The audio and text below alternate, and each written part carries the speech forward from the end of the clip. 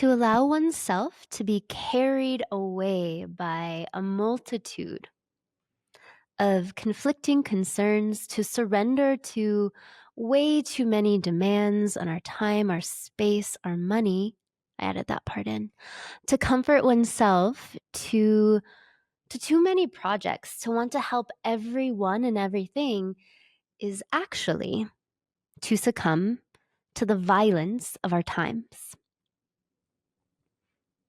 Solitude is a way to defend the spirit, the psyche, the soul against the murderous din of our materialism. Thomas Merton. And I adapted it a little bit if you look at the original quote. Context is everything. It's really important.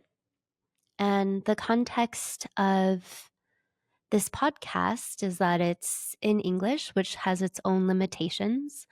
And often linguistic frames or even syntax, how we form sentences and structures, really dictates how we see reality. And it's kind of like being in a box. You don't often know you're in a box till you're outside of it or until it widens. So the context and the contact for this podcast is really for the Western mind and psyche. It is for English speakers. As we broaden to the 7,000 other languages that exist in the world, many of which are going extinct, we have to be concerned as a species, as language goes extinct, entire realities go extinct as well. And often in many indigenous cultures and languages, language is very much tied into our frames of knowledge or how we know things about the natural world. And humans don't just grow in isolation. We grow alongside of this larger garden that is life, that is the globe. And right now, politically, economically, in a Western context, there is great turning. There is great turbulence like earthquakes and hurricanes. And it can be really easy to allow oneself to be carried away by all of these very important conflicting concerns and to surrender to spreading ourselves out thin and spreading our life force out thin. And so part of reclaiming and reconditioning what balance looks like in a very unbalanced, turbulent time will be unique to each person, but it does require solitude to even slow down and notice the turbulence or even notice that you're leaking out energy. And there are real systems of oppression. Having enough food is real. Being able to work sometimes 2 or 3 jobs, that's all real. And I do not want to bypass that or jump over it. However, what is just as real is that we're not meant to exist for forever. Mortality isn't so bad. It's okay because the spirit lives on. And that belief is held throughout many cultures across many time. So today we're going to talk about ancestors as a petal on the lotus of awakening and blooming, as a really important resource to you as a human in a turbulent, ever-changing world. So how do we connect and really link into our own ancestral wisdom? Each culture will have unique ways that it works with these different systems. One system is that of Chinese medicine, where the element of water is deeply connected to our kidneys. It's deeply connected to the bladder, and water stores memory. It's living. If we look at other systems throughout Latin America, we look at Dia de los Muertos, how we honor our dead, knowing that we're an interconnected web with our ancestors. So today I'm going to overview a publication called Decolonial Family Constellation. It was published this year in the Journal of Humanistic Counseling. And the metaphor I use in this paper is that when fruit is in full bloom in summer, what happens is the roots of the tree root for their offspring. And the roots are always sending continuous nourishment. And someday, the fruit will fall to the ground and become sustenance for the whole. So this is how I see a modality that I call decolonial family constellation. It's much like working with an ancestral tree where healed ancestors are tangible and they're used as a supportive emotional resource during times of war, transition, hardship, change. And the conceptual study really is exploring how family constellation therapy is a humanistic model, but it's also an aspect of multiculturalism. And it talks about what Bert Hellinger named as orders of love within a family system. I've worked off and on as a therapist for over 10 years. And during that time, I found it astounding that to date, in Western psychology and counseling, there are currently no modalities that acknowledge historical trauma and its impact on living survivors, despite the profound amount of evidence, both in genetic research, social psychology, and epidemiology, that states there's a huge impact of ancestral trauma on current generations. There's many books out there that talk about this. However, it is not translated to treatment modalities. And as someone who comes from a culture where ancestors, family bonds, connections are seen as foundational glue, it just feels absurd. And like we're really missing out on what we could offer people in need as a source of resource. So when we look at family constellation, there are several orders or natural laws that are really inspired from Zulu tribes in Africa. And the inspiration that is being pulled from these tribes is that when ancestors, when loved ones cross, they're still just as acceptable. And if they don't cross with appropriate ceremony methods, then it absolutely is going to create disease and pathology for the generations to come. So Bert Hellinger was a missionary priest who was stationed in South Africa during the war, World War II.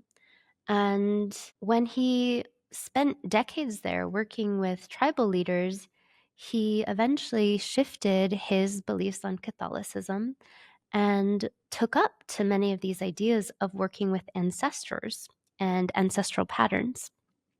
So he named these aspects as the order of precedence, which is basically a natural order with family members. So grandparents get a certain level of respect that is unique to them.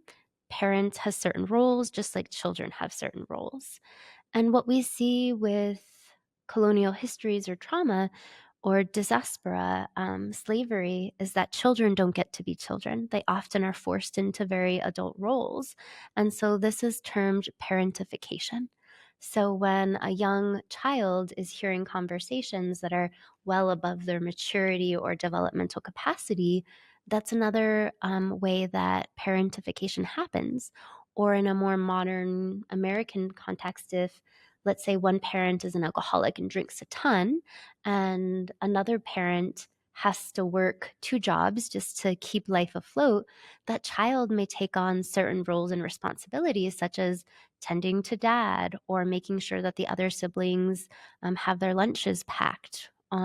So the parentification and imbalance and precedent can happen in a lot of different ways in our culture, but basically it's any time that a child has to grow up too quick. And for many of our viewers, our listeners, there's a lot of people that if I asked, have you experienced parentification on some level? You'd be like, yep. And parentification can even include things like sexual trauma or abuse where you grew up quicker than is developmentally appropriate for you. The next one is the order of inclusion, and it's the idea that everyone in the family system has the right to belong despite behavior. So there are going to be consequences for behavior, but you still belong. So even if you in this system were a rapist, a abuser, someone horrible, verbally abuses, whatever it is, you still belong. But of course, there is consequences for those reactions. But what happens is if things get buried under the familiar rug, future generations have to deal with it. And excluding someone in the systems model hurts you as much as it hurts them. So when we do constellations, and I'll talk more about how they're done in a moment, what we find is people often play the role of the excluded part or aspect. And that's really important of bringing all of ourselves to the table and all of the family history to the table. So an example of inclusion from my own life or background is my mom is half European and half indigenous. And in the European route, Spanish and Portuguese, huge colonizers that came over in the 1700s. And she's also part native of being Aztec and Iroquois. So these two things are friction points genetically that rub. And by excluding myself as Spanish would be like cutting off half of my arm or half of my legs. I wouldn't be whole without the parts, even the parts that took inappropriate behaviors. So all of me needs to be here, even if it's hard. So that's really the role of inclusion. And then the next one is the order of balance. And so it's this idea of give and take and really just healthy boundaries within the system. And so when we apply family constellation, what we do is we use our blood and our bones. It's really quite exciting because it is what we call the knowing field. and if you'd like, as the audience, you can definitely Google knowing field, and there's a lot of really beautiful publications that come up around family constellation. So with the knowing field, we create a container where group participants role play family stories that have been in the unconscious, that has been in the subconscious. So as the facilitator and as the potential client, I don't know what's going to emerge, but really key themes that emerge in family systems are some of the things we've mentioned: rape, incest, sexual assault, slavery, diaspora. So all of these aspects are things that culturally we don't like to talk about. They're really difficult to name. They're challenging. However, they make us sick if we don't deal with them. So if we go back to this metaphor of the tree, and here we are, I don't know, in our younger years of teenage or 20s or 30s, and we're trying to bloom. We're being that juicy piece of fruit. And it's like, why can't I bloom? What is going on? Well, it may be that we're inhibited from our roots. And so if no one in our family lineage has dealt with slavery, or no one has dealt with generations of rape or generations of abuse or alcoholism, then it really puts a lot of pressure on that particular branch or that piece of fruit to just bloom when it doesn't have the necessary nutritional ingredients. So when we look at family constellation, by playing out, role playing, and asking for our ancestors to be part of that role play, we are healing the roots that have been infested with disease.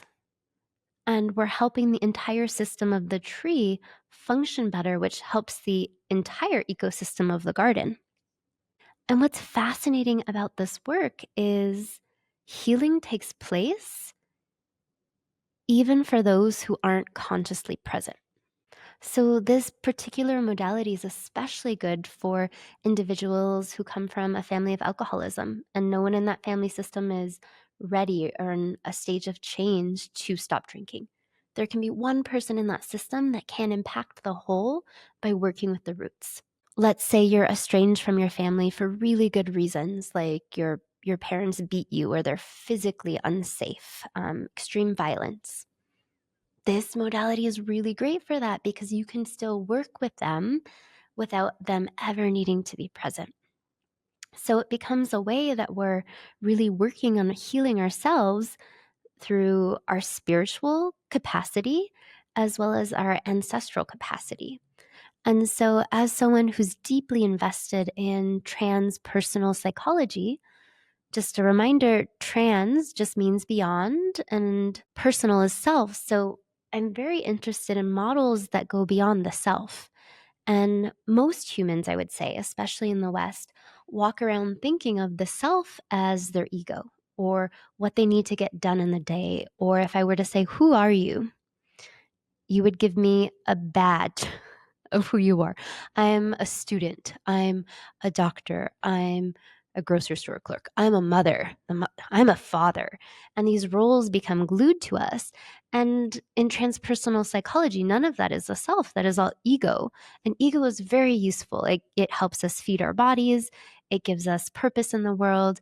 But really, ego has to be in service to the higher self, which we could name as the soul or the spirit that in many transpersonal texts and just spiritual texts throughout the world lives on after we go. And for any atheist listening, just know you're completely welcome in this discourse as well as just soul could even be particles that exist when you die or back to the multiverse.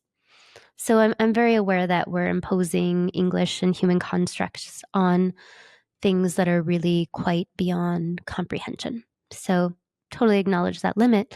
But the models of working with our ancestors become a place of resource. So if we go further back, far enough back in time, we have access points to individuals who have lived through many of the same catastrophes, many of the same hurricanes, earthquakes, devastating wars. They've been through it. So, who better to ask than someone just like you who's been through the same thing already?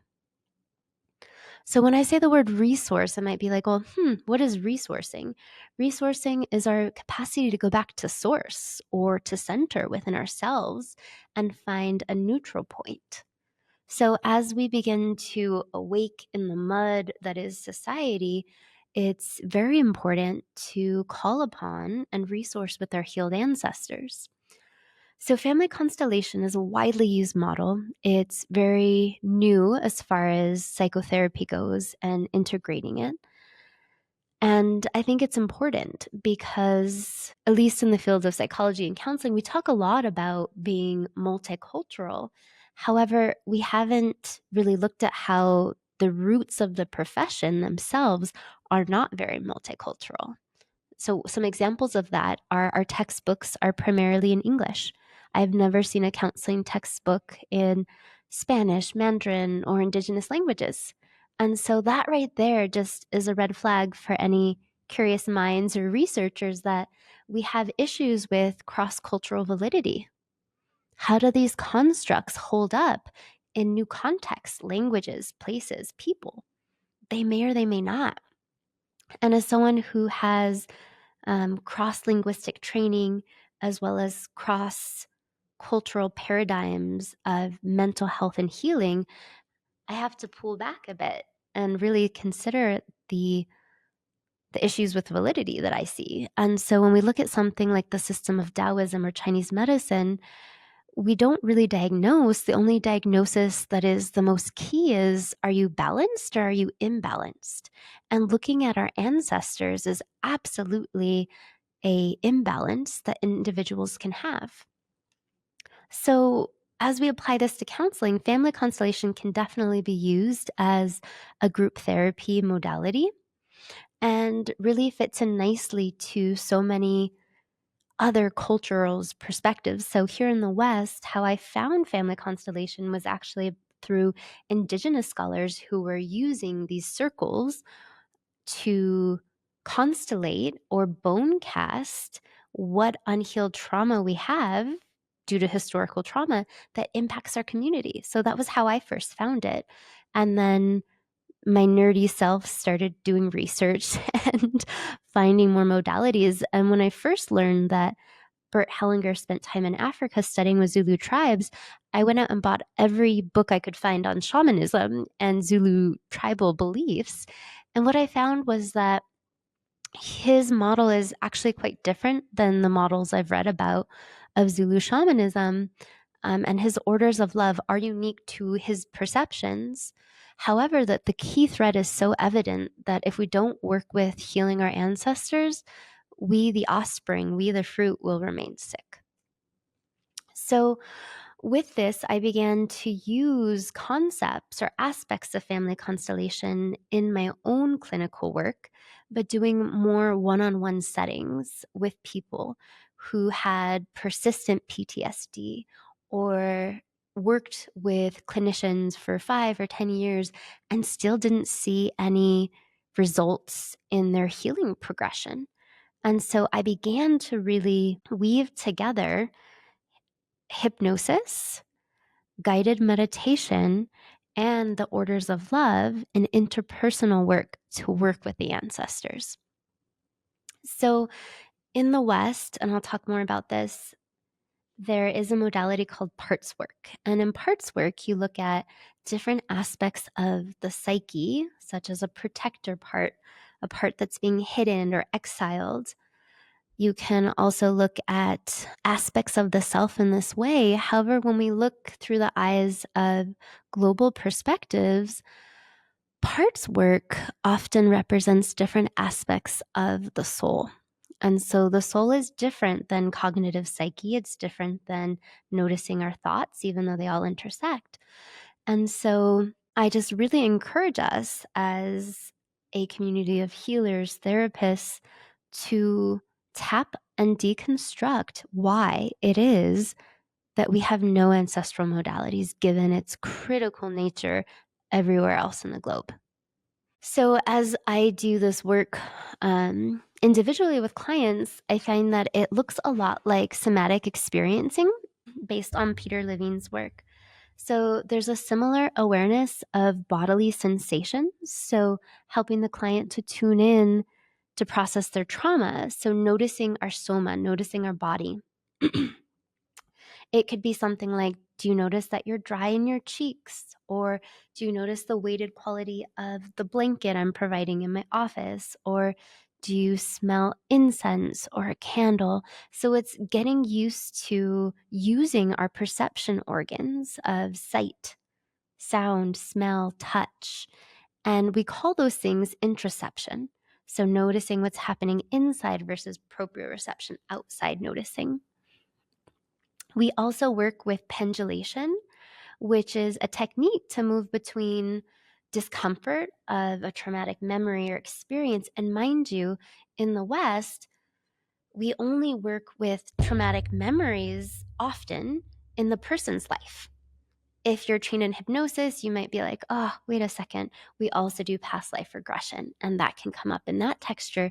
But in my work, I often will do historical trauma for people when they're in the pendulation of what discomfort they notice in their body. And knowing that we all have capacity and limits to that. So we call it a window of tolerance of like, is that experience so stressful that you're completely reliving it? And how do we work with it? And how we work with that is resource building. So when we resource build, we're able to widen our window of tolerance.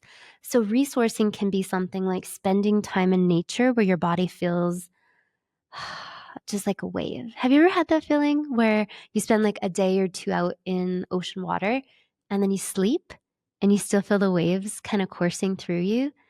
That's an echo. It's an imprint. You're not there anymore. You know physically you're not there anymore, but you have the echo to deal with. And many of our clients are these beautiful, brave, mythical creatures, souls who humbly incarnated to help us with their grace. And so they're dealing with echoes and imprints of really big, potent healing that has to do with their personal narrative, but it's also transpersonal. There's also this larger tapestry of their own ancestors that they're working with, both genetic ancestors, ancestors that are animal based, and of course, our star ancestors, our spiritual ancestors. So, by connecting the person in these altered states of consciousness, like hypnotic states, we're able to support them in resourcing with the ancestor or resourcing in nature. So that when we go back in time, and we're really outside of time anyways in a lot of these sessions, we can pendulate between the discomfort and a resource state. And what's most critical and key here is that we discharge the energy. So you might say, like, how do you discharge energy? And it's a fair question. So in sessions, what it might look like, if I can paint you a little picture, is a client comes in, we've committed to 8 sessions of work together. And in the first session, we start simply by guided meditations, spending time with eyes closed, and developing a sense of an inner garden, an inner temple. And some people might stay at that phase 2 or 3 sessions, just learning how to sit in themselves, learning how to take deep breaths with their eyes closed and visualize peaceful places, visualize a tree, their own tree in nature that is them. And then when that feels ready, then we go into the sensation in the body. So I might say something like, tell me where physically you're holding a noticing. It could be a color like red or yellow. It could be sorrow or sadness. And then we go into the age of that emotion and we give it color, texture, sound. And so sometimes clients lead me really deep places where they'll be like, oh, it's not in this life. That sensation is coming from 3 lives ago. And I'm like, wow, okay, you remembered and you're pulling this through this lifetime. And so we'll go back in time, we'll witness what took place, but we witness it different than how the story went, in that we bring with us visually our healed ancestors or our healed animals. So that if you were taking me back to a time of rape on a battlefield, you're now there with 3 tigers and a lion, and nothing's going to mess with you. You're now there with angelic forces or whatever the client's names as their resources. You're there with the light of dove. You're there with the claws of dragon. And that shifts how we hold that narrative. So while a lot of trauma therapists, which I do think is really important, suggest like don't go into the details of the story, we do have to name certain aspects of the trauma narrative, especially if they're historical in nature, because otherwise we risk washing that away and we risk cultural erasure. And so storytelling, especially with global communities, is quite important. So we don't want to not tell the story, we do, but we want to make sure that we're rewriting the story and focusing on the new script and really burying. And that's what I mean by energetic discharge. Once you've healed an aspect of the psyche, you do not go back and tap it again. Like the dead, once you've buried it, you let it decompose and rest. You don't draw it up to the surface again. And so we work with the ancestors to discharge that energy of something like a rape, which could be the fear that happens, the horror, the terror, the grief. We ask the ancestor to put that into water. We ask the ancestor to burn it in the fire. We ask the ancestor to bury it in the ground. And then this is also something missing from many trauma-informed modalities, is we ask for the gift. Your suffering is not wasted.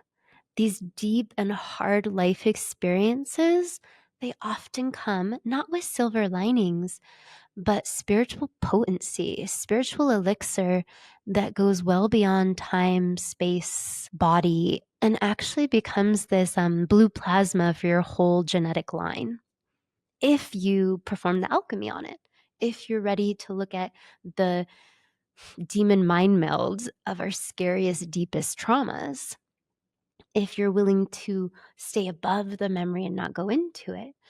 And so with this type of trauma work, we stay above the memory and we ask the ancestors to clear out, and then we return back to our resource state, having discharged the energy. And so when we look at discharging energy physically, biologically, it might mean singing, it might mean yelling, it might mean shaking, and all of those are appropriate. And we see them take place in family constellation in a group setting, but they might also take place in a one-on-one setting. And it's much like how we open a door, or maybe like a clock, or I guess we don't open circular doors unless you're a hobbit living in an earthship. See, we all have our bias, so I open my door. Or I open a door, I want to close it. And so this is a little bit on ancestral reprocessing, a modality that incorporates hypnosis, mindfulness, as well as family constellation that I have been using and trained in for the last 10 years. I was trained in how to do this by one of my late mentors, Christina Wright Lokim. And as we're approaching this very liminal frame of Dia de los Muertos, of Hallow Day, Halloween, in this Western context, I really feel just the support of all of the roots who've come before me, supporting me in this work.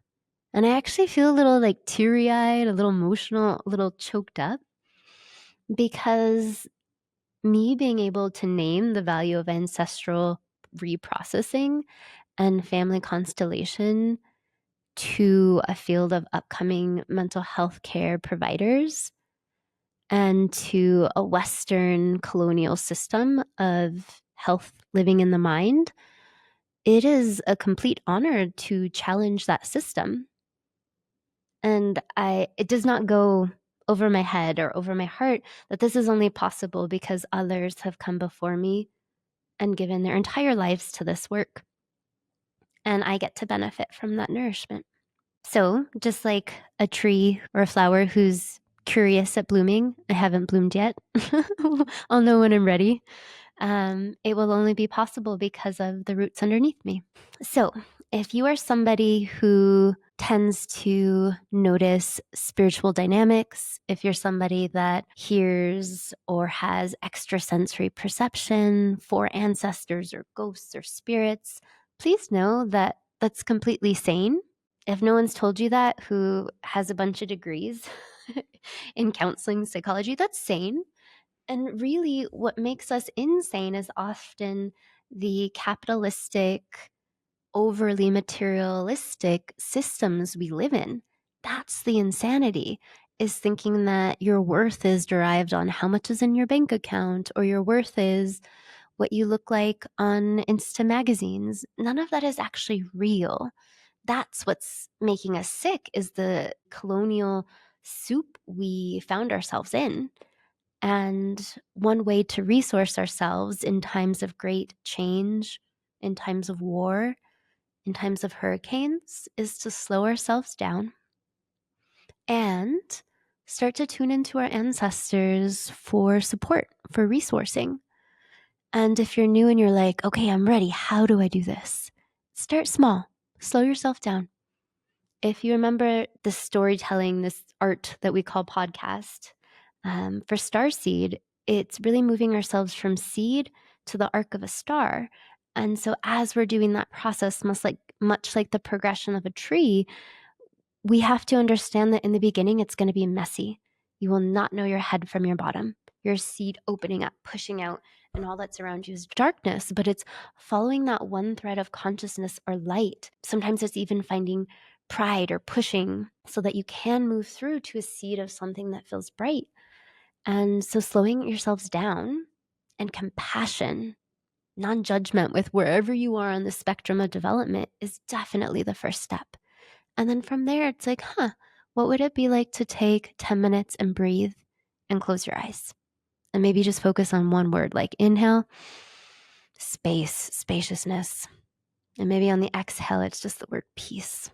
So it starts with being really gentle, really kind, really slow to yourself, and then it builds. And I have some additional recordings, offerings of little techniques, tools, contemplations that you can engage in for compassion, mindfulness, ancestral connection, ancestral reprocessing, as well as attunement to land, spirit, as well as activations, waking up our electrical bundles in our body so that we are more whole, alive, and well. So just know you're supported in the process. So not alone in it. It's like a water drop thinking it's alone. It's like, yes, on one perspective that is possible, but on many perspectives, you are so part of the whole that is impossible. So we just kind of hold both. So with that said, I hope that you feel supported by where you come from, and I hope you feel supported by your unique genetics, racial background, ethnic background, and I hope that you find someone in your lineage, whether that's spiritual lineage, star lineage, even the constellation by which you were born in or into, and of course our animals, our pets, our kin, that you also find support in other entities that aren't human, that are absolutely here supporting your growth, development, and process. And just remember, you are your ancestors' wildest dreams come true.